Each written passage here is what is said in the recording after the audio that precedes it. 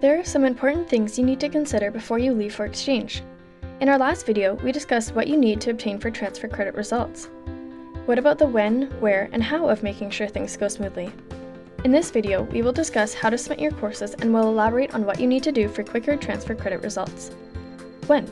Submit your requests as soon as registration is confirmed and your exchange has begun, but not before it begins. Where?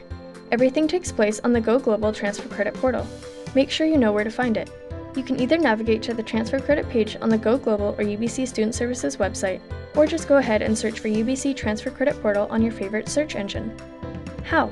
Create a course package, fill out the course request forms properly, and submit not only each individual course, but make sure you also submit the course package as a whole when you've added all courses. To do this, make sure to click the green button here. Once you've started your course package, search for any existing equivalencies on the database. When past students have already taken your course, you can add the articulation and find out how it transfers back to UBC right away. But make sure that you only select valid UBC Vancouver articulations, as entries for UBC Okanagan are not valid for you. When your course does not already exist on the database, you need to fill out a new course request form. It's extremely important that you fill this out completely, and every piece of information that we went over previously must be uploaded onto this form. This includes lecture topics, detailed descriptions for assignments, a detailed reading list, a percentage breakdown of grades, and information on prerequisites. As you go through the form, hover your mouse over the green question mark icons. You'll find useful instructions here. Each section needs to be filled out, but there are a few especially important things to watch out for. Make sure prerequisites are very clearly stated in this box. Equivalency in certain disciplines cannot be granted without confirmation of prerequisites. Speak to your instructor to confirm if needed. It is absolutely critical that you click this browse button and upload your detailed syllabus. And you can upload more than one document if readings or instructions for assignments were given separately.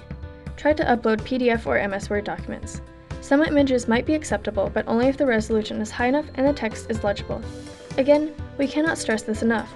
Transfer credit cannot be determined if you forget to upload a full and detailed course outline. If your host university happens to provide a complete and detailed syllabus online, a URL link in this box might be enough. But there are two conditions. First, this online syllabus must contain all the required information that we went over in the previous video. Otherwise, you would still need to upload documents with the supplementary info. Second, the URL must be a publicly accessible permanent link. We must be able to access the page without logging in or using a password. Use this field to enter additional comments and notes. Please do not copy and paste the syllabus here. If you do this, all formatting will be lost when you submit and it won't be legible. But you should use this field to provide clarification where required. For example, your host university may allow you to join a full year course halfway through, or only take the first half of a full year course. If this is the case, you need to explain exactly which assignments you completed. Your syllabus might list a required essay and a group project.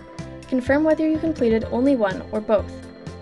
One final point, if you are taking a language acquisition course, you need to include details of your textbook, a scan of the table of contents, scans of handouts used, and a list of topics such as grammar, vocab, and phrases. You should also provide the name of your instructor and their contact information. If you are taking a European language, for example French or German, you should indicate the level within the Common European Framework of Reference, for example CEFR level A1, A2, B1, B2, and so forth.